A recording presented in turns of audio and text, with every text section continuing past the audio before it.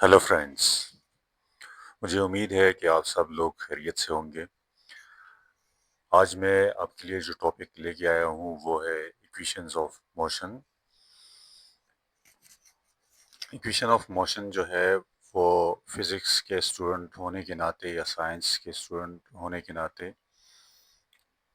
याद होना बहुत ज़रूरी है और इसको समझना भी आना चाहिए और डिराइव करना भी आना चाहिए। तो हमारे पास तीन बेसिक इक्वेशंस ऑफ मोशन है, जो कि first equation of motion, second equation of motion and third equation of motion के नाम से जाने जाते हैं। तो आज हम ये तीनों इक्वेशंस जो है डिस्कस करेंगे और इसको ड्राइव करने की कोशिश करेंगे। ठीक है, तो चले आज के टॉपिक का आगाज करते हैं। There are three basic equations of motion for bodies moving with uniform acceleration. These equations are used to calculate the displacement, velocity, time and acceleration of a moving body. तो displacement को हम s से represent करते हैं, velocity को v से represent करते हैं, time को t से और acceleration को a से represent करते हैं। ये बात आप सबको पता होनी चाहिए। ठीक है, तो चले आगे बढ़ते हैं। First equation of motion. Suppose a body is moving with uniform acceleration a during some time interval t. Its initial velocity vi changes and denoted as final velocity vf. It covers a distance s in this duration of time. तो कहते हैं कि फ़र्ज़ करें हमारे पास कोई body है जो कि वो यूनिफॉर्म एक्सेलरेशन ए से मूव कर रही है और टाइम इंटरवल जो है, जो ये यूनिफॉर्म एक्सेलरेशन इस बॉडी में प्रोड्यूस हो रही है टाइम इंटरवल टी में, तो इस बॉडी की जो इनिशियल वेलोसिटी है वो वी आई है और कुछ टाइम के बाद इसकी वेलोसिटी चेंज होके वी एफ हो जाती है, यानी फाइनल वेलोसिटी होती है। तो इस दौरान ये कुछ फासला तय करता है जिसको हम एस से रिप्रेजेंट करते हैं और इसमें कुछ टाइम लगता है जिसको टी से रिप्रेजेंट किया जाता है। ये हम बता चुके हैं। ठीक है, so in first equation determine the final velocity of a uniformly accelerated body. तो फाइनल वेलोसिटी इस इक्वेशन में हम डिटरमाइन करते हैं, मालूम कर लेते हैं। Where V F is equal to final velocity, V I जो है आपका इनिशियल वेलोसिटी है और ए एक्सेलरेशन है, जबकि टी टाइम है। ठीक है, तो ये आपको पता होने चाहिए इन टर्मिनोलॉजीज का। The average acceleration is the change in velocity over a time interval. तो ये तो आपको पता है, आप लोगों ने एक्सेलरेशन में पढ़ा हुआ है कि एक्सेलरेशन क्या है, rate of change of velocity है। सही है, तो rate of change of velocity का मतलब क्या है कि आप change in velocity divided by time कर दें। ठीक है, तो एक्सेलरेशन का ये फार्मूला है, acceleration is equal to change in velocity और टाइम टेकन। तो चेंज इन वेलोसिटी को हम डेल्टा वी से रिप्रेजेंट करते हैं। सही है, change in velocity divided by time. ठीक है, अब चेंज इन वेलोसिटी जो है ये क्या है, चेंज इन वेलोसिटी बराबर होता है फाइनल वेलोसिटी से आप इनिशियल वेलोसिटी को माइनस करें, यानी delta V is equal to V F minus V I. अब क्या करें, अब जो ये वैल्यू है डेल्टा वी की वो यहाँ पे पुट करें।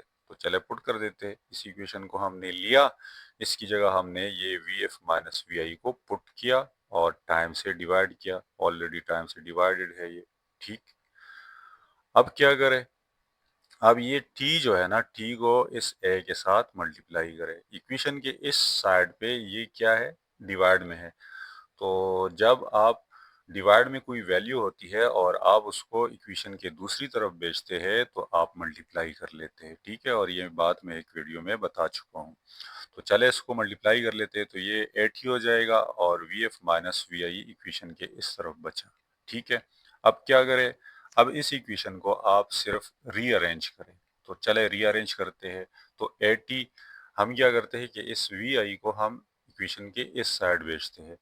तो ये यहाँ पे माइनस में है तो उस तरफ जाके इक्वेशन के ये प्लस में हो जाएगा, पॉजिटिव में हो जाएगा। तो 80 ये इक्वेशन किस तरफ आया तो वी आई पॉजिटिव में हो गया, तो 80 प्लस वी आई। ठीक है, और इक्वेशन के इस साइड हमारे पास वी एफ बाकी बच गया। ठीक हो गया, यहाँ तक क्लियर है। थोड़ा सा और रीअरेंज करें इसको, पहले लिख के V F is equal to V I plus A T, ये इस इक्वेशन को लिखने का स्टाइल है। तो वी एफ आपकी फाइनल वेलोसिटी है, वी आई जो है आपकी इनिशियल वेलोसिटी है, ए एक्सेलरेशन टी टाइम। तो ये इक्वेशन जो है V F is equal to V I plus A T, this is called first equation of motion. तो इसको ड्राइव करना बिल्कुल आसान है, ये आप देख सकते हैं, मैंने नोट्स की शक्ल में इसको बनाया हुआ है। आप ये भी कर सकते हैं कि इसका स्क्रीनशॉट लेके और इसके नोट्स भी बना सकते हैं, और मैं कोशिश करूंगा कि मैं पोस्ट लगा के ये एज सच पोस्ट पे लगा दूं, तो वहां से भी आप कॉपी कर सकते हैं या लिख सकते हैं। तो अब हम बढ़ते हैं सेकेंड इक्वेशन ऑफ मोशन की तरफ। अब देखिए सेकेंड इक्वेशन ऑफ मोशन, तो सेकेंड इक्वेशन ऑफ मोशन जो है ये भी बिल्कुल आसान है, गौर से देख लीजिएगा, ठीक है। The second equation of motion determines the distance cover during some time interval T. तो ये क्या डिस्टेंस, इसमें हम डिस्टेंस मालूम कर लेते हैं, यानी एस मालूम कर लेते हैं, while a body is accelerating from a non initial velocity. तो एक बॉडी एक इनिशियल वेलोसिटी से क्या एक्सेलरेट हो रही है। तो as we know the average velocity is equal to V I plus V F divided by two. तो ये एवरेज वेलोसिटी फार्मूला है, सही है, V I plus V F divided by two. किसी भी चीज़ का आप एवरेज निकालते हैं ना, तो वैल्यूज़ को टू से डिवाइड करते हैं, या जितनी वैल्यूज़ होती है उससे आप डिवाइड करते हैं। अगर 5 वैल्यूज़ है तो एवरेज निकालने के लिए आप 5 से डिवाइड कर लेते हैं। तो यहाँ पे हमारे पास दो वैल्यूज है, इनिशियल वेलोसिटी, फाइनल वेलोसिटी, तो इसको हमने ऐड करके दो से डिवाइड किया, ये एवरेज के बराबर होता है। तो एवरेज वेलोसिटी आपके पास V I plus V F divided by two के बराबर है। अब क्या करें, putting the value of V F, ये एफ थोड़ा सा ऊपर चला गया, ये नीचे होना चाहिए, ठीक है।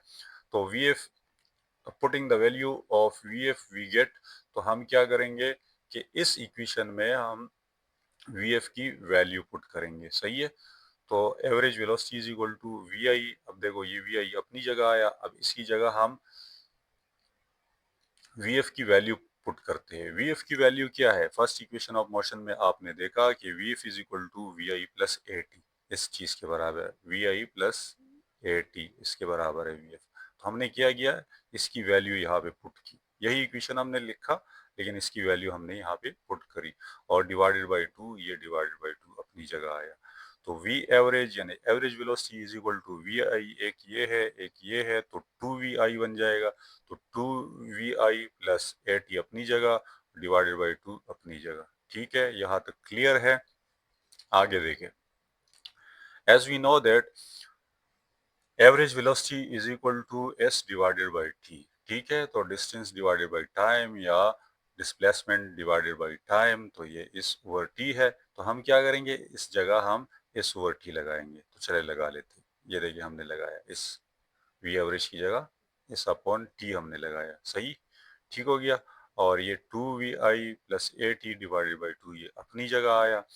अब हम क्या करते हैं कि ये टू जो है ना, ये दोनों को डिवाइड कर रहा है, ठीक है। तो दोनों के साथ हम इसको अलग अलग लिखते हैं। तो चले लिखते हैं, two V I divided by two और A T divided by two, ठीक हो गया जनाब। तो अब क्या करें, multiply T on both sides of equation. अब हम क्या करते हैं, इक्वेशन का एक साइड ये है और एक साइड ये है, दोनों साइड आप टी को मल्टीप्लाई करें। तो चले करते हैं टी को मल्टीप्लाई। तो ये हमने टी मल्टीप्लाई किया इसके साथ, और ये हमने टी मल्टीप्लाई किया इसके साथ, और ये हमने टी मल्टीप्लाई किया इसके साथ। तो ये टी और ये टी कैंसिल आउट हो गए, तो इस बाकी बचा ये टू और ये टू कैंसल आउट, ठीक है, वी आई टी बाकी बचा। तो ये वी आई टी मैंने यहाँ पे लिख दिया, वी आई को मैंने पहले लिख दिया, टी को बाद में लिखा। आप पहले टी भी लिख सकते हैं, लेकिन इस इक्वेशन को लिखने का जो स्टाइल है ना, वो इस तरह है कि S is equal to V I T हम लिखते हैं, तो इस वजह से मैंने ये लिख दिया वी आई टी। यहाँ देखिए, एक टी ये है और एक टी ये है, तो ये दोनों टी स्क्वायर हो जाएंगे, तो ए टी स्क्वायर हो जाएगा, और डिवाइडेड बाई टू है, तो ये डिवाइडेड बाई टू जो है ना, ये मैंने बाहर निकाला। तो इसको लिखने का स्टाइल यही है, जिस तरह मैंने लिखा हुआ है आप भी इसी स्टाइल में लिख दीजिएगा। तो S is equal to V I T plus half A T square and this is called second equation of motion, जो कि बिल्कुल आसान है और मुझे उम्मीद है आपको समझ आ गया होगा। अगर किसी को समझ नहीं आया है ना, तो वो ये कर सकते हैं कि मैंने जो बताया आप इस वीडियो को दोबारा भी सुन सकते हैं, तो फिर आपको समझ आ जाएगा। दूसरी बार समझ नहीं आया तो तीसरी मरतबा सुन लीजिएगा, लेकिन है बहुत आसान। ठीक है, अब आगे बढ़ते हैं थर्ड इक्वेशन ऑफ मोशन की तरफ। ये है आपका थर्ड इक्वेशन ऑफ मोशन। तो third equation of motion determines relationship among the velocity and the distance covered by a uniformly accelerated body where time interval is not mentioned। तो यहाँ पे time interval third equation of motion में mention नहीं है। तो चले शुरुआत करते हैं कि कैसे ड्राइव कर सकते हैं। Let's take the first equation of motion. तो ये हमारे पास फर्स्ट इक्वेशन ऑफ मोशन है जो हमने ड्राइव किया था। v is equal to V I plus A T. By squaring the both sides of equation we get. अब हम क्या करते हैं, इस इक्वेशन को बोथ साइड स्क्वायर कर लेते हैं। ठीक है, तो यहाँ पे हम स्क्वायर ले लेंगे और यहाँ पे हम स्क्वायर ले लेंगे। तो चले लेते हैं, ये देखिए हमने लिया हुआ है। ठीक है, यहाँ भी हमने स्क्वायर लिया हुआ है। अब तो ये हो जाएगा आपका वी एफ स्क्वायर हो जाएगा। अब ये जो है ना, ये आप देख लीजिएगा कि ये आपके पास in form of A plus B का होल स्क्वायर के फॉर्म में है। ठीक है, यहाँ पे देखिए ए प्लस बी का होल स्क्वायर बराबर होता है A square plus two A B plus B square.